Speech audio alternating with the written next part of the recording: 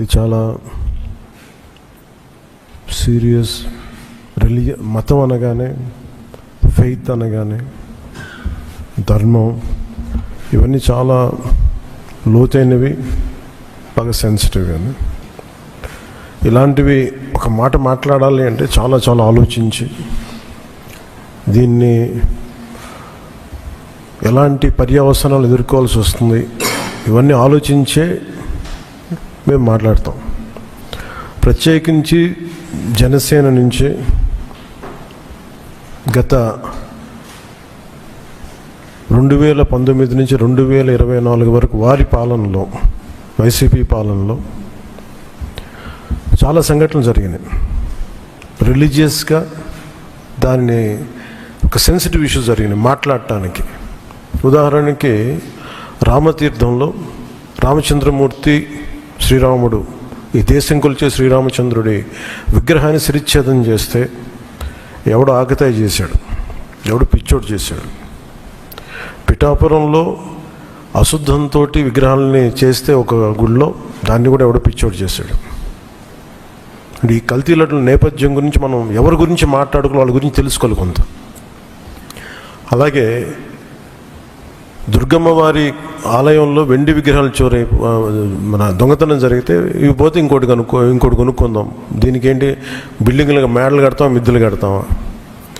అలాగే అంతర్వేదిలో రథం కాలిపోతే ఎవడో పిచ్చోడు చేశాడు. ఇలాంటి సంఘటనలు నెల్లూరు నుంచి మొత్తం రాష్ట్రం నలుమూలల 219 సంఘటనలు ఇలాంటివి జరిగినాయి. డెసిక్రేషన్ ఆఫ్ టెంపుల్స్, దేవాలయాలు కావచ్చు, దేవాలయ పరిసర ప్రాంతాలు, దేవాలయాలు అపవిత్రం చేయటం. ఎక్కడ కూడా ఒక్కరి నిర్ణయం తీసుకున్న దాఖలాలు ఎక్కడా లేవు. ఇలాంటి నేపథ్యంలో కూడా ప్రత్యేకించి జనసేన నుంచి కానీ మేము ఎక్కడ చాలా దాన్ని పొలిటికల్గా కానీ దానికి ఒక మైలేజ్ వస్తుందేమో, దాని ఒక ఎమోషనల్ ఓట్ బ్యాంక్, అసలు ఆ నిర్ణయం ఎప్పుడు తీసుకోవాలి. పదే చెప్పాము, కరెక్షన్ చేశాను తప్ప. అంత నిబద్ధత పాటించిన మేము స్వామివారి పాదాల చెంత రక్షింపబడ్డ గౌరవ ముఖ్యమంత్రి నారా చంద్రబాబు గారు కానీ చాలా జాగ్రత్తగా అప్రమత్తతోనే మాట్లాడతాం, చాలా జాగ్రత్తగా మాట్లాడతాం. ఎన్డీఏ సమావేశంలో మా అందరినీ ఉద్దేశించి మేమందరం కూర్చొని మాట్లాడే సమయంలో NDDM, national dairy development board, ఈ రిపోర్టు గౌరవ ముఖ్యమంత్రి గారు మాకు చదివి వినిపించారు. 3 రిపోర్ట్స్లో ఒక దాంట్లో వెజిటబుల్ ఆయిల్స్, నెయ్యి లేదు ఇందులో. అంటే ఏ స్థాయికి వీళ్ళు చేశారని చెప్తూ దాంట్లో ఒక రిపోర్ట్లో ఫిష్ ఆయిల్ ఉందనేది, ఇంకో దాంట్లో బీఫ్ టాలో ఉందనేది, ఇంకో దాంట్లో లాడ్ పంది కొవ్వు ఉందనేది, ఇంకో దాంట్లో గొడ్డు కొవ్వు ఉందనేది. ఇది చాలా సెన్సిటివ్ ఇష్యూ. ఇది ఒక రిపోర్ట్, అది సాలిడ్ రిపోర్ట్. ఇది మాట్లాడేటప్పుడు మేము ఆలోచించుకొని మాట్లాడి, నేను కూడా దాన్ని ముందుకు తీసుకెళ్ళినప్పుడు పర్యవసానాలన్నీ ఆలోచించి, కానీ నేను కూడా అనుకుని ఇది చెప్పాలా లేదా. ముఖ్యమంత్రి గారు చెప్పారు దీన్ని ఎంత తీసుకెళ్ళాలి. ఎందుకంటే మా భయం ఏంటంటే సెన్సిటివ్ అయ్యి మనం చేసేసామా, భగవంతుడితోటి మీకు గతంలో చెప్పినట్టుగా రామచంద్రమూర్తిగా విగ్రహం తల నరికేస్తే రామతీర్థంలో, దాన్ని చేయడం మళ్ళీ ఇప్పుడు చేసి దీని మీద మనం తప్పుగా అనుకుంటారా, లేదంటే దీన్ని కూర్చోబెట్టి రాజకీయ పరంగా లబ్ధి పొందుతారు, ఇలా ఆలోచిస్తారని చెప్పి 1-2 రోజులు ఆలోచించినా కానీ చెప్పకపోతే ఏం జరుగుతుంది. రేపు పొద్దున మీ అందరికీ తెలిసి కూడా మీరు ఎందుకు మాట్లాడలేదు, అదొక ప్రశ్న ఉంటుంది. అందుకని దాన్ని మాట్లాడాల్సి వచ్చింది. ఎందుకంటే ఆల్రెడీ మేము గవర్నమెంట్ ఫామ్ అయ్యాం, 5 years మేమే ప్రభుత్వంలో ఉంటాం. ఇది లాస్ట్ 6 నెలల్లో ఏదైనా ఉందంటే ఒక మేము ఇలాంటి ఏదైనా చేసాం ఒక అర్థం ఉంటుంది. వచ్చిన 2 నెలలు మాకు ఏం అవసరం ఉంది, 5 years ఈ ప్రభుత్వమే ఉంటుంది. ప్రజలు ఎన్నుకున్నారు. ఇది తీసుకెళ్ళకపోతే తప్పు అవుద్ది. ఎందుకంటే మా బేసిక్గా అందరం ప్రతి మతాన్ని గౌరవించే సంస్కృతి ఇది. ఈ దేశంలో హైందవ సంస్కృతి లేకపోతే మిగతా సంస్కృతులు లేవు. అలాంటి హైందవ సంస్కృతి మీద ఇంత అపవిత్రం జరిగినప్పుడు, వీళ్ళు రిపీటెడ్గా చేస్తున్నప్పుడు ఇది చెప్పాలా లేదా అని కూర్చొని చాలా తర్జనలు పడి, నాకు పర్సనల్గా గిల్ట్ ఉండి, అరే మనం ఇంత కళ్ళ ముందు ఇంత రిపోర్ట్ మాట్లాడకపోవటం అని చెప్పి చేసిన తర్వాత తద్వారా మీ అంశాలు తెలుసు. అది సుప్రీంకోర్టు దాకా వెళ్ళింది. కొంతమంది మీరు ఇట్లా అన్నారు, రాజకీయాలు అబ్దున్నారు, మాకేం పోతే 5 సంవత్సరాలు మేమే ఉంటాం, మాకు ఆ భయాలు లేవు. కానీ దీన్ని కరెక్ట్ చేయకపోతే ఎందుకు మాకు ఉంది అంటే దీనికి నేపథ్యం అసలు వీళ్ళని మీరు ఎగ్జామిన్ చేయాలి. ఈ సమావేశం ద్వారా ప్రజలందరూ కూడా మేము ఏం ఎగ్జామిన్ చేస్తున్నామంటే వీళ్ళు ఎలాంటి పరంపర నుంచి వచ్చారు, వారసత్వం ఏంటి వీళ్ళకి. వీళ్ళు భగవంతుడి మీద పగబట్టారు. వీళ్ళు ఏడుకొండల స్వామి మీద పగ ఉంది. అది ఈరోజు పగ కాదు, ఏం పగో నాకు అర్థం కాదు. అయ్యే 7 కొండలు అంటాం, 7 కొండలు ఎందుకు, నీకు 2 కొండలు చాలని. భగవంతుడి మీద పగ ఏంటి ఎవరికైనా? వ్యక్తిగతంగా వర్గాల మీద పగ ఉండొచ్చు, ప్రత్యర్థి మీద పగ ఉండొచ్చు, కానీ విచిత్రంగా వీళ్ళు భగవంతుడి మీద పగబట్టారు. మేము ఆ కోణం నుంచి నాకు అనిపించింది దీన్ని కరెక్ట్ చేయాలి, ఇది చెప్పాలి. ఇది నేను ఎందుకంటే నేను మాట్లాడేటప్పుడు మేము చాలా ఒళ్ళు దగ్గర పెట్టుకొని మాట్లాడతాం, ఎందుకంటే వీల్ ఫేస్ ద కాన్సిక్వెన్స్ మాకు తెలుసు. ఉదాహరణకి అయోధ్యకి, మీకు అయోధ్య రామ మందిరం నిర్మాణానికి ఈ దేశం ఎంత తల్లడిల్లిపోయింది, ఎంత కదిలింది, ఎన్ని గొడవలు జరిగినాయి. ఇలాంటి దీనికి కూడా వీళ్ళు పంపించిన దాదాపు 1,00,000 లడ్డూలు ఇవన్నీ కూర్చోబెట్టి ఇన్ఫర్మేషన్ తీసుకుంటామంటే ఒకటి అసలు ఏం జరిగింది అన్నీ మొన్న వీళ్ళు చెప్పిన రిపోర్ట్లోనే దాంట్లో యానిమల్ కొవ్వు లేదంటున్నారు. సరే, ఫర్ ఎగ్జాంపుల్ నేను ఒక ఆర్గ్యుమెంట్ సేక్ అన్ని రిపోర్ట్స్లో కూడా ఎక్కడ కూడా ఈ నెయ్యిలో నెయ్యి లేదు. 59,70,000 పైచిలుకు కిలోలు 59,70,000 కిలోల నెయ్యి మీరు ఇది ఈ కల్తీ అసలు కల్తీ నెయ్యి అని కూడా దీన్ని కల్తీ వనస్పతి, కల్తీ పామాయిల్ అనాలి దీన్ని.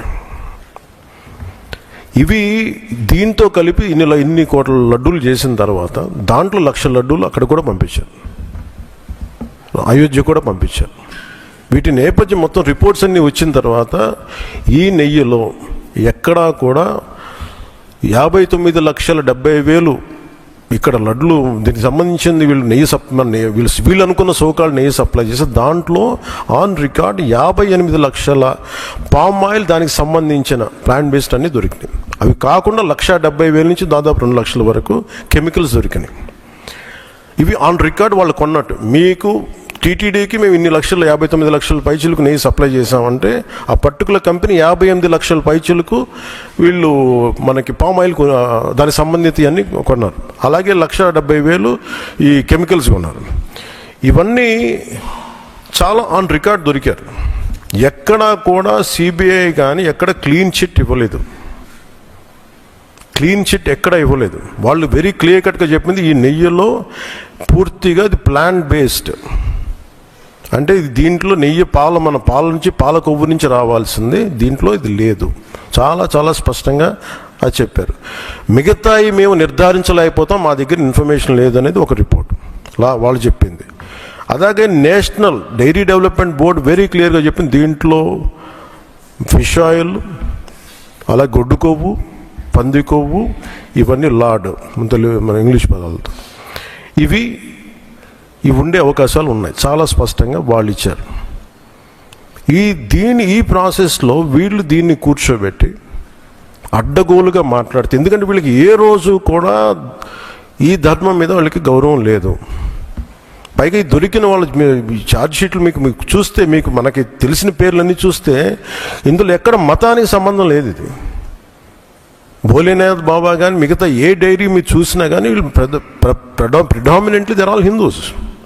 దీంట్లో అసలు మతానికి కానీ దీంట్లో ఒక ఇస్లాంకి సంబంధించిన వ్యక్తులు కానీ లేదంటే మన క్రిస్టియన్ సంబంధించిన వ్యక్తులు అసలు ఎక్కడ సంబంధం లేదు. ప్యూర్లీ మాట్లాడుతున్నాం అంటే హిందువుల గురించే మాట్లాడుతున్నాం ఇక్కడ. So there is no question of other religions here. ఈ ప్రభుత్వం, గత ప్రభుత్వం విషయంలో కూడా మేము ఏం మాట్లాడుతున్నాం అంటే they never have respect for the traditions and ధర్మ ఆఫ్ దిస్ ల్యాండ్. అది చాలా ఆబ్వియస్గా చాలా మనకు తెలుస్తూ ఉంది. దాంట్లో భాగంగానే వీళ్ళు అదే చేశారు. చూసి ఈరోజు మాట్లాడి క్షమాపణ అడగకుండా తప్పు జరిగిపోయింది. ఇందాక మా కేశవ్ గారు చెప్పినట్టుగా ఒక తెలియక చేస్తే పొరపాటు, తెలిసి చేస్తే తప్పు, కనీసం తప్పులు జరిగినాయి అది కూడా చెప్పకపోగా మమ్మల్ని క్షమించమని అడుగుతున్నారు. నేను ఒకటే చెప్తున్నాను, భగవంతుని మీద పగబట్టుకున్నవాడు సర్వనాశనం అయిపోతాడు తప్ప ఎవడు బతికిన దాఖలాలు లేవు, గుర్తుపెట్టుకున్నారు. ఎందుకంటే ఇది ఫెయిత్కి సంబంధించింది. చాలా స్పష్టంగా, చాలా క్లియర్గా సిబిఐ దాంట్లో మీరు కల్తీల నెయ్యి, మీరు అసలు నెయ్యి లేని దాంతో మీరు లడ్డూలు చేసి దాంట్లో మీరు ఇందాక చెప్పిన గ్లిజరైడ్స్ ఇవన్నీ ఉన్నాయి కదండి. దానికి మీకు ఒక రికార్డ్ చెప్తాను. 2019 నుంచి 2025 వరకు మీకు కనీసం ఒక నువ్వుల నూనె 180 రూపాయల నుంచి 268 రూపాయలు ఉండేది కనీసం 26కి ఈ రోజుకి. సో వీళ్ళు సప్లై చేసే కాడికి మామూలు బజార్లో దొరికే ఒక నెయ్యి కనీసం 420 రూపాయలు ఒక కిలో. 2019 460 రూపాయలు, 2020 21కి 500 రూపాయలు. అలాంటి నెయ్యి వీళ్ళొక్కళ్ళకి మనకి 300 నకిలీకి 319 రూపాయలు ఒకటి, 329 రూపాయలు ఒకటి, ఇవన్నీ కూర్చోబెట్టి ఈ నెయ్యిని సప్లై చేశారు. దీన్ని బట్టి మనకు అర్థం, దీన్ని బట్టి బేసిక్ ఒక హౌస్ వైఫ్ చెప్పగలరు, ఒక గృహిణి చెప్పగలదు ఇది ఎంత కల్తీ జరిగిందనేది. ఇలాంటి నెయ్యిని కూర్చోబెట్టి ఇది భగవంతుడికి ఇచ్చి ఈరోజు బుకాయించి తప్పులు చేసి మళ్ళీ ఈరోజు ఏం లేదని మాట్లాడుతూ ఉన్నారు వీళ్ళు. మీరు వివేకానంద రెడ్డి గారు పబ్లిక్గా మర్డర్ జరుగుతుంది, రోడ్డు మీదకి వెళ్ళి చిన్నపిల్లవాడికి తెలుస్తుంది అత్యంత హేయమైనగా చంపేశారని. అది మర్డర్ కాదు, గుండెపోటు అని చెప్తారు. వెండి విగ్రహాలు పోతే, అమ్మవారి విగ్రహాలు పోతే పోయిందంటారు. విగ్రహం కాల్చి ఎవరన్నా అపవిత్రం జరిగితే ఎవడు పిచ్చోడు చేశాడు అంటారు. ఈరోజు కల్తీ జరిగింది మాట అసలు కల్తీ లేదు, ఇది పూర్తిగా క్లీన్ చిట్ ఇచ్చింది అంటారు. దీన్ని బట్టి మనం అందరం అర్థం చేసుకోవాల్సింది ఇది వీళ్ళకి దీని మీద గౌరవం లేదు. వీళ్ళకి 7 కొండల వాడికి 2 కొండలు చాలు అన్న ఆలోచన విధానం నుంచి పుట్టిన వాళ్ళు ఈరోజు ఏ స్థాయికైనా దిగజారగలరో ఇది చాలా ప్రస్ఫుటంగా మనందరికీ తెలియజేస్తూ ఉంది. ఇది we are very very clear about protecting the traditional Hindu values, dharmic values. We are very clear about it. మేము చాలా చాలా స్పష్టంగా ఉన్నాం. మేము ఇక్కడ కల్తీ జరిగింది అంటే వేరే మతాలు అనటం కానీ వేరే విశ్వాసాలను కించపరచడం కానీ ఎక్కడ లేదు. ఒక తప్పు జరిగింది, అడల్ట్రేషన్ జరిగింది. We are very clear about it. దీని వెనకడుగే వేసే లేవు, చాలా పొరపాట్లు జరిగినాయి. ఇది రిపీటెడ్ పొరపాట్లు కాస్త వీళ్ళని చూస్తే 2022లోనే వీళ్ళకి తెలియజేశారు. వీళ్ళకి ఇక్కడ కల్తీ జరిగింది 2022 రిపోర్ట్ ఇస్తే నేను క్యాబినెట్లో మాట్లాడుతూ ఉంటే దాన్ని తొక్కేశారు. దాని గురించి బయటకు తీసుకురాలా అంటే మీకు తెలిసే చేశారు వీళ్ళని. 2022లో మీకు కల్తీ జరిగిందని రిపోర్ట్ అప్పుడు వాళ్ళకి ల్యాబ్ టెస్ట్ వాళ్ళకి పంపిస్తే అప్పుడున్న టీటీడీ చైర్మన్ కానీ వీళ్ళు కానీ వాళ్ళు 100% తొక్కి పెట్టేశారు. దాన్ని బయటకు తీసుకురాలా. దాన్ని బేస్ చేసుకొని మళ్ళీ ఆల్రెడీ 22లో జరిగింది కదా, దాని గురించి సమాధానాలు లేవు. ఇవన్నీ తెలిసి కూడా మీరు అయోధ్యకి కల్తీ లడ్లు పంపించారు. మీరు ఇది విశ్వాసాల మీద మీరు కొడుతున్న దెబ్బ. ఇది మీ ఆలోచన ఏంటి అది అనేది మీరు తెలుసుకోవాలి. అందుకే మీరు భగవంతుని మీద పగ పెట్టుకున్నవాడు ఎవడైనా సరే, 7 కొండల వాడి మీద పగ పెట్టుకున్నాడు ఎవరైనా సరే మట్టి కరిచిపోతారు తప్ప. మీరు ఇలా బుకాయించుకొని చేసిన తప్పులు క్షమాపణ వేడుకోండి తప్ప మీరు కూర్చోబెట్టి మేము క్షమాపణ, మీరు భగవంతుడికి మీరు క్షమాపణ చెప్పాలి. 7 కొండల వాడికి మీరు క్షమాపణ చెప్పాలి. ఇది ఈరోజు మీరు మాట్లాడుతుంది ఈ రోజుతో ఆగదు. ఇదే ఐ విల్ మేక్ షూర్, మా కూటమి will make sure that you will be liable everyone, ప్రతి ఒక్కరు కూడా. ఇది ఎంత టైం పడుద్ది, ఏం టైం పడుద్ది అనేది సిబిఐ ఫర్దర్ రిపోర్ట్ రావాలి, అది కేసులోకి మన కోర్టులకు వెళ్ళాలి. అన్నీ అయిన తర్వాత ప్రతి ఇది అయితే మేము 100% దీన్ని వదలం.